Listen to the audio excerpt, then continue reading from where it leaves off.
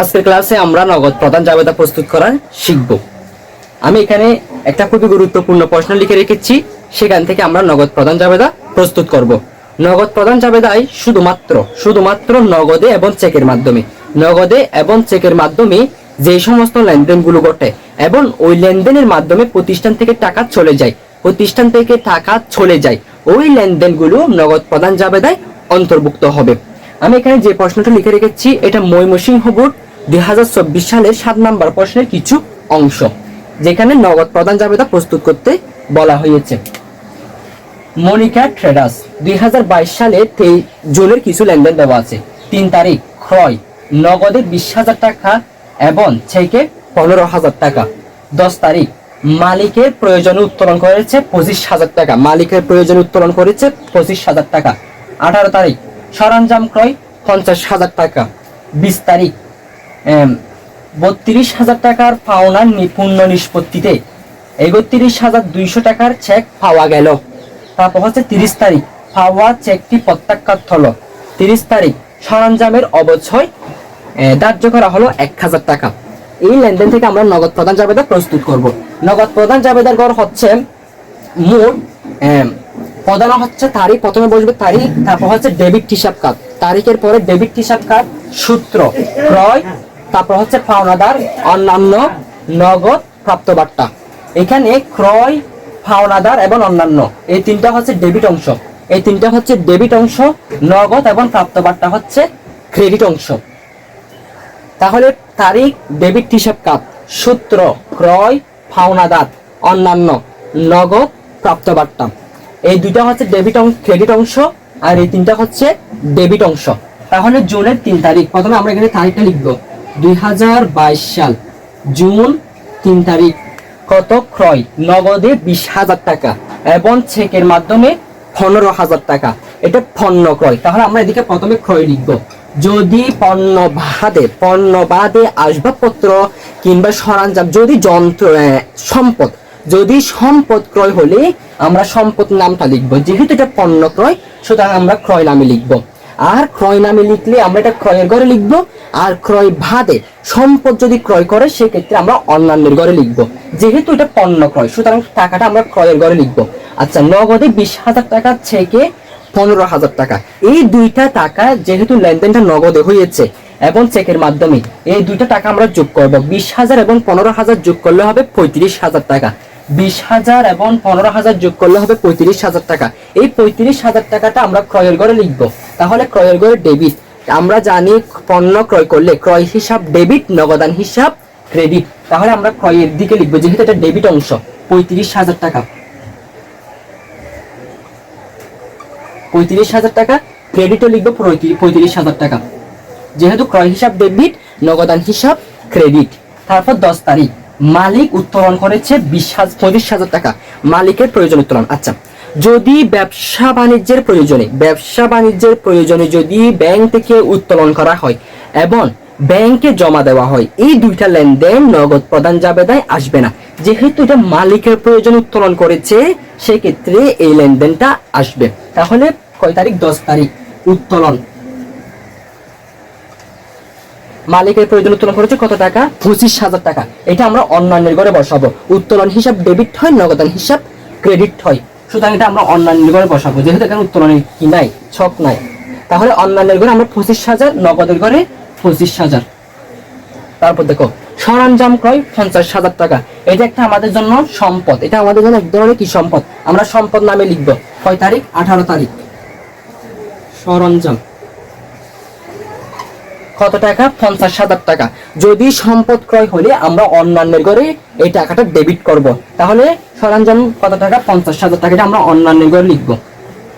আমরা জানি সরঞ্জাম ক্রয় করলে বা যে কোনো সম্পদ ক্রয় করলে সম্পদ হিসাব ডেবিট হয়, নগদান হিসাব ক্রেডিট হয়। তাহলে আমরা এখানে ডেবিট অংশে 50,000 টাকা লিখেছি, নগদের দিকে আমরা 50,000 টাকা লিখবো, যেহেতু নগদটা হচ্ছে ক্রেডিট দিকের অংশ। 50,000 টাকা। তারপর দেখো 20 তারিখ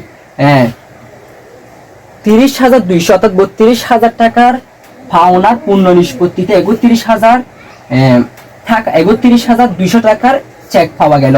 এখানে চেক পেয়েছি, আমাদের কাছে টাকা এসেছে। যেহেতু আমাদের কাছে টাকা এসেছে, সেটা নগদ প্রদান জাবেদা আসবে না, কারণ নগদ প্রদান জাবেদা টাকা চলে যায়, সুতরাং এর 20 তারিখের হিসাবটা আসবে না। তারপর দেখো পাওয়া চেকটি প্রত্যাখ্যাত হলো, এটা আসবে। আচ্ছা, এখানে 32,000 টাকার পাওনার পূর্ণ নিষ্পত্তিতে 31,200 টাকার চেক পাওয়া গেল। আমরা চেক পেয়েছি 31,200 টাকার, আমরা টাকা পেয়েছি 31,200 টাকা, পেতাম 32,000, পেয়েছি 31,200 টাকা, বিয়োগ বাট্টা প্রদত্ত বাট্টা, আমরা বাট্টা দিয়েছি 8,800 টাকা। অর্থাৎ এই 32,000 থেকে আমরা যখন 31,200 বাদ দিব তখন আমরা পাবো এখানে 800 টাকা। এই 800 টাকাটা হচ্ছে আমাদের জন্য প্রদত্ত বাট্টা। এখন আমরা যখন চেকটা প্রত্যাখ্যাত হলো, চেকটা চলে গেল, সেক্ষেত্রে আমাদের কাছ থেকে টাকা চলে গেছে, এটা এখানে আসবে নগদ প্রদান জাবেদায়। অর্থাৎ আমরা যখন দেনাদারের কাছ থেকে কোনো চেক পাই, দেনাদারের কাছ থেকে কোনো চেক পাই, ওই সময় ওই লেনদেনটা নগদ প্রদান জাবেদা আসবে না।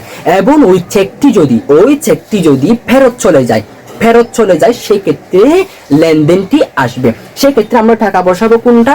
টাকা বসাবো যেটা পেয়েছি, এটা বাট্টার টাকা বসাবো না, যেটা পেতাম সেটা বসাবো না। বাট্টা দেওয়ার পরে, প্রদত্ত বাট্টা দেওয়ার পরে যেই টাকাটা আমরা পেয়েছি ওই টাকাটাই আমরা শুধু বসাবো। তাহলে কয় তারিখ? এটা 30 তারিখ। প্রত্যাখ্যাত চেক, অর্থাৎ চেক প্রত্যাখ্যাত বা প্রত্যাখ্যাত চেক, অথবা আমরা এটাকে দেনাদার লিখতে পারি, দেনাদার। তাহলে 31,200 টাকা এটা আমরা বসাবো কোথায়?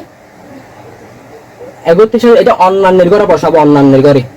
পাওয়া চেকটি প্রত্যাখ্যাত হলো, কত টাকা? এটা 31,200 টাকা। এখানে নগদের কারো বসাবো 31,200 টাকা। তারপর হচ্ছে সরঞ্জামের অবশ্যই 1,000 টাকা। যদি স্থায়ী সম্পত্তির অবশ্যই ধার্য করা হয়, যদি অবশ্যই ধার্য করা হয়, ওই অবশ্যের টাকাটা নগদ প্রদান জাবেদায় আসবে না। আরেকটা কথা হচ্ছে যে এখানে পাওনাদার আছে, এখানে যেহেতু পাওনাদারের কোনো লেনদেন ছিল না সেই জন্য আমি এখানে তুলিনি। যদি পাওনাদার, অর্থাৎ আমরা যদি কাউকে পাওনাদারকে দ্বারে পণ্য ক্রয় করার ফলে যদি পাওনাদার সৃষ্টি হয়, ওই পাওনাদারকে যদি আমরা টাকা পরিশোধ করি সেক্ষেত্রে টাকাগুলো আসবে পাওনাদারের ঘরে। যেহেতু এখানে অঙ্কের মধ্যে তারা পাওনাদারটা উল্লেখ করে না, সুতরাং আমি এখানে উল্লেখ করি নাই। আচ্ছা, এখন আমরা এই টাকাগুলো কি করব? যোগ করব। এখানে আরেকটা কথা হচ্ছে, ডেবিট দিকের টাকা এবং ক্রেডিট দিকের টাকা অবশ্যই সমান হবে। ডেবিট দিকের টাকা এবং ক্রেডিট দিকের টাকা অবশ্যই সমান হবে। এখন আমরা যখন যোগ করবো, এদিকে আসবে 35,000 টাকা, এই তিনটা যখন আমরা যোগ করবো, 25,000 যোগ 50,000 যোগ 31,200 টাকা, এটা আসতেছে 1,06,200 টাকা। এই দুইটা যখন আমরা এখন যোগ করবো, 35,000, এটা আসতেছে 1,41,200 টাকা। এখন এই তিনটা যখন আমরা যোগ করবো, 35,000 যোগ 25,000 যোগ 50,000 যোগ 31,200, এটাও আসতেছে 1,41,200 টাকা। তাহলে এখানে ক্রেডিট দিকের টাকা এবং ডেবিট দিকের টাকা সমান হয়েছে। অবশ্যই ডেবিট দিকের টাকা এবং ক্রেডিট দিকের টাকা সমান হবে। তাহলে নগদ প্রদান জাবেদায় আসবে যে সমস্ত লেনদেনগুলো নগদে এবং চেকের মাধ্যমে হবে এবং ওই টাকার মাধ্যমে চলে যাবে, আমাদের কাছ থেকে অর্থ চলে যাবে, ওই লেনদেনগুলো নগদ প্রদান জাবেদায় আসবে। আচ্ছা, একটা কথা বলি, মনে করো আমরা একজন পাওনাদারকে, এটা এখানে শেষ অঙ্কটা, একজন পাওনাদারকে যদি আমরা মনে হয় একজন পাওনাদার আমাদের কাছ থেকে 10,000 টাকা পেত, কত টাকা? 10,000 টাকা পাবে। এখন 10,000 টাকা যদি আমরা তাকে পরিশোধ করি, 10,000 টাকার পূর্ণ নিষ্পত্তিতে, 10,000 টাকার পূর্ণ নিষ্পত্তিতে আমরা তাকে 9,000 টাকা পরিশোধ করেছি। কয় হাজার টাকা? 9,000 টাকা পরিশোধ করেছি। এখানে প্রাপ্ত বাট্টা কত? 1,000 টাকা। অর্থাৎ 10,000 টাকা সে আমাদের কাছ থেকে পেত, আমরা তাকে পরিশোধ করেছি 9,000 টাকা, তাহলে প্রাপ্ত বাট্টা কত? 1,000 টাকা। এখন এই এন্ট্রিটা যখন আমরা এখানে তুলতাম সেক্ষেত্রে আমরা এখানে পাওনাদার লিখতাম। পাওনাদার লেখার পরে আমরা এই যে 10,000 টাকা সে আমাদেরকে পেত, এই 10,000 টাকা লিখবো আমরা এখানে পাওনাদারের ঘরে লিখবো 10,000 টাকা। আর তাকে আমরা নগদে পরিশোধ করেছি 9,000 টাকা। নগদে পরিশোধ করেছি কত টাকা? 9,000 টাকা। এই 9,000 টাকা লিখতাম আমরা নগদের ঘরে। প্রাপ্ত বার্তা কত? 1000 টাকা। 1000 টাকা লিখলাম এবিডি। তাহলে এই যে ক্রেডিট দিকে 9000 টাকা নগদে পরিশোধ করেছি, প্রাপ্ত বার্তা 1000 টাকা, দুটো যোগ করলে হবে 10000 টাকা। আর সে আমাদের কাছ থেকে মোট পেত 10000 টাকা, সেটা আমরা লিখেছিলাম পাওনাদার করে। তাহলে সেই ক্ষেত্রেও ডেবিট দিকের অংশ এবং ক্রেডিট দিকের অংশ সমান হতো। এইভাবে এই এন্ট্রিগুলো নগদ প্রদান জাবেদা প্রস্তুত করে